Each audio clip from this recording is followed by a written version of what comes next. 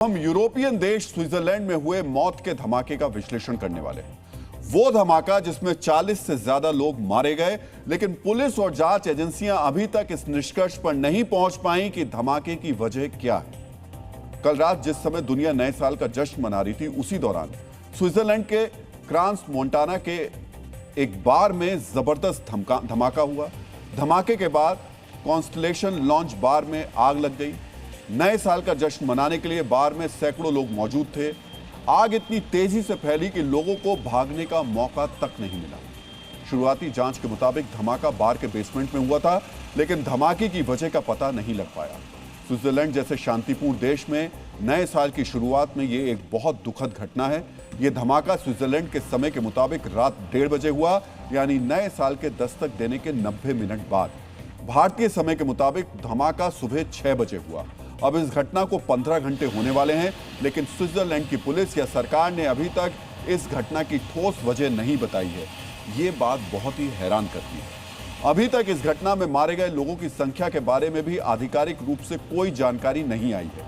Police दर्जनों लोगों के मारे जाने की बात कर रही है, लेकिन इटली के विदेश मंत्रालय का कहना है कि 40 से ज्यादा लोग मारे गए हैं, साथ ही 100 से ज्यादा लोग घायल हुए। सोचिए, बयान स्विट्जरलैंड की पुलिस की तरफ से नहीं, बल्कि इटली के विदेश मंत्रालय की तरफ से आ रहा है।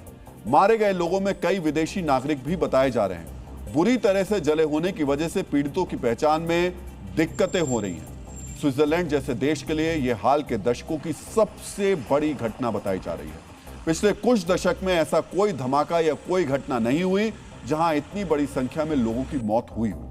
स्विट्जरलैंड एक बहुत ही सुरक्षित देश माना जाता है। यहां बड़ी संख्या में लोगों के मारे जाने की घटना शायद ही कभी होती है, लेकिन हताहतों की इतनी बड़ी संख्या के बाद भी पुलिस धमाके के कारण नहीं बता रही है, या शायद नहीं बताना चाह रही है। पुलिस से जब पूछा गया तो उसने ये कहकर टाल दिया कि छानबीन अभी शुरुआती दौर में है। ऐसे में अभी कुछ भी कहना संभव नहीं है।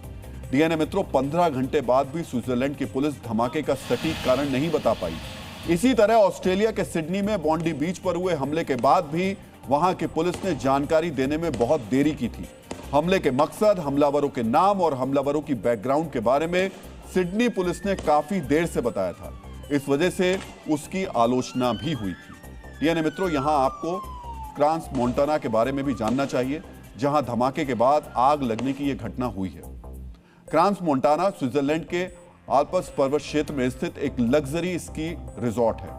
स्विट्जरलैंड की राजधानी बर्न से करीब 2 घंटे की दूरी पर क्रांस मोंटाना स्थित है। 15,000 की जनसंख्या वाला क्रांस मोंटाना स्विट्जरलैंड के सबसे महंगे इलाकों में गिना जाता है। साल भर मिलने वाली धूप के लिए क्रांस मोंटाना मशहूर रहा है। यहां हर साल लगभग 30 लाख पर्यटक घूमने के लिए आते हैं, जिनमें से लगभग 20% विदेशी होते हैं।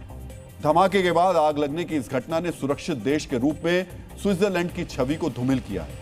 लेकिन उससे भी ज्यादा हैरान करने वाली बात है पुलिस का घटना के बारे में कोई भी ठोस जानकारी नहीं देना।